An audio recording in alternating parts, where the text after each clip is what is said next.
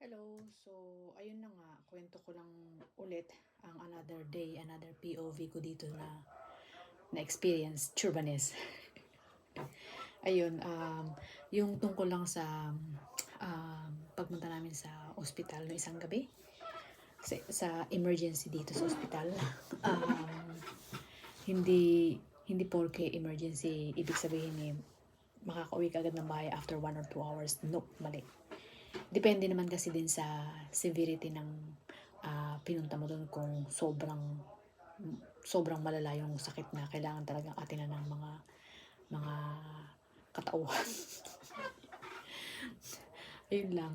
Basta pag dumating ka doon, ang una nilang titignan, syempre yung vital mo. Titignan kung yung blood pressure mo, tignan kung nilalagnat ka, yun. Tapos nun sa registration ka. Tapos ng registration mo, dun ka na mag-i-start mag-antay ng forever mo. Char! So, after ng registration, syempre, antayin mo bago ka maatinan ng physician. So, nagantay kami ng 4 hours bago may dumating na interviewin kung anong nararamdaman, kung bakit ganun, ganito, ganyan. At ayun, sinabi nga, okay, yung nag-interview or not nag-interview, yung hindi siya doktor, sabi niya pa lang siya, student. So, tinanong na blah blah blah, may mga chart siyang chinik. Yun. So, sabi niya, antayin niyo lang yung doktor para So, antay kami. Tagal. Feeling ko umabot din ng 4 hours pa yun bago kami naatinan ng doktor na sinabi ko ano yung kailangan, kung ano yung ano ang problema.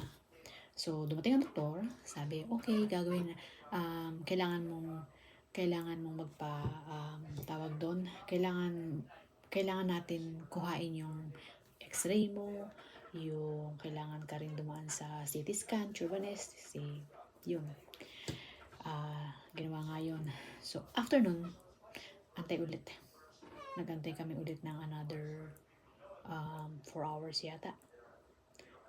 Basta, ganun. Di, dumating ulit yung doktor, sinabi, no, hindi pa. So, ang gulo, no? Ang gulo ng kwento ko. Tapos, dumating na yung, dumating na yung, sino ba? Hindi. Basta sinabi lang na antayin pa yung resulta, kung ano yung resulta ng x-ray tsaka ng CT scan, Churbanes. So, total, 12 oras kami doon. In the end, wala naman talagang sobrang matinding problema. Pero, hindi nga pala ako yung may sakit ha. May sinamahan lang din ako.